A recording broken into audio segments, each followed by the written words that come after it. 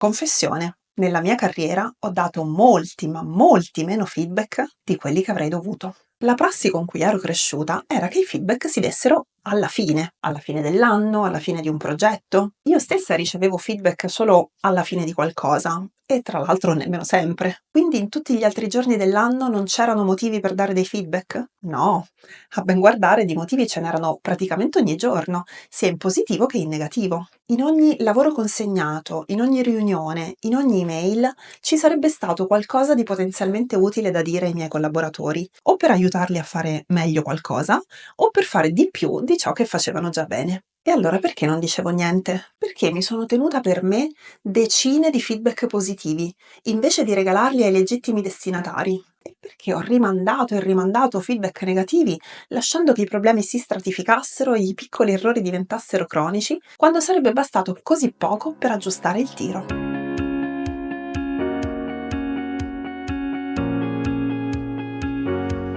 Ciao, io sono Eleonora e sono una leadership coach. In questa serie ti racconto i miei peggiori errori come leader e i consigli che avrei voluto tanto ricevere anch'io per riconoscerli e superarli, perché puoi avere una carriera di successo e anche impantanarti sempre negli stessi errori. Per esempio, perdere troppe occasioni per dare feedback. Hai mai sentito la frase "ogni feedback è un regalo"? Anche se sembra un biglietto dei baci perugina, non è retorica. Ogni feedback è un regalo perché permette all'altra persona di imparare qualcosa su di sé che forse non sapeva e le offre uno spunto e uno stimolo per migliorarsi. Ma allora, se i feedback erano questo strumento di leadership così pazzesco, com'è che io ne davo pochissimi e solo quando ero proprio costretta? Perché mi portavo dietro due preconcetti poco utili.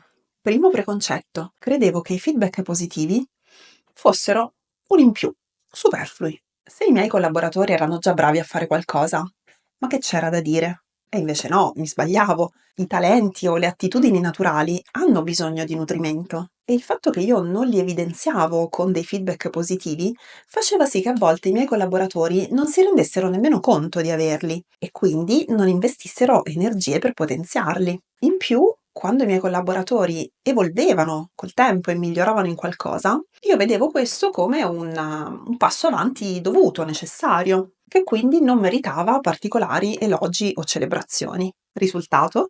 Le mie persone non avevano idea di quali fossero le caratteristiche che io vedevo e apprezzavo in loro e vedevano che i loro sforzi non venivano particolarmente riconosciuti.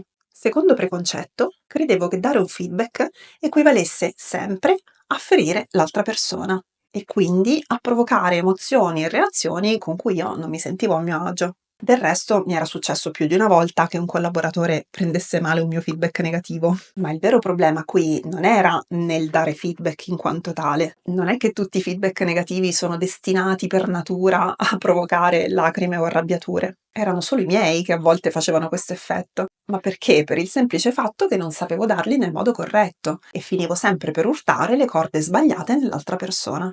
Capita anche a te di fare fatica a dare feedback o di evitarli proprio come la peste? Tra un attimo vedremo 3 azioni con cui puoi sbloccarti e cambiare approccio. Prima, se ti va, raccontami la tua più grande difficoltà nel dare feedback ai collaboratori. Lo puoi fare nei commenti oppure in privato con il link che trovi in descrizione. E se fin qua ti ho dato degli spunti utili, me lo fai sapere con un like? Se anche tu ti trattieni troppo spesso dal dare feedback, ecco 3 cose che puoi fare per rendere il feedback il tuo superpotere di leader. 1. Riconosci le tue resistenze e i tuoi preconcetti sul dare feedback e lavora per superarli. Per esempio, da rottura di palle, che bisogna fare per forza, a regali che offri ai tuoi collaboratori, o da critiche che potrebbero ferirli a punti di vista diversi dai loro che possono aiutarli a vedersi da altre prospettive. 2. Impara a dare feedback costruttivi, in modo che i tuoi feedback siano davvero utili all'altra persona e non provochino reazioni che non vuoi provocare. Una guida approfondita la trovi in questo video, il link te lo lascio in descrizione. 3. Impara a chiedere tu i feedback agli altri e ad accoglierli come regali, sempre, anche quando la persona che te li dà non ha studiato come è fatto un feedback costruttivo e quindi te lo dà malamente. Perché dovresti? Per allenarti a vedere sempre i feedback per quello che sono, e cioè solo e soltanto opinioni, i tuoi come quelli degli altri. Cosa ti porti a casa di utile da questo video? E qual è la prima cosa che farai per cominciare a dare più feedback? In descrizione ti lascio il link alla guida al feedback costruttivo e una risorsa gratuita che può aiutarti a formulare i tuoi feedback con cura e consapevolezza. Fammi sapere con un like se questo episodio degli errori di leadership che non rifarei ti è stato utile e per non perdere il prossimo iscriviti al canale e clicca sulla campanella. Grazie per essere stata qui e alla prossima!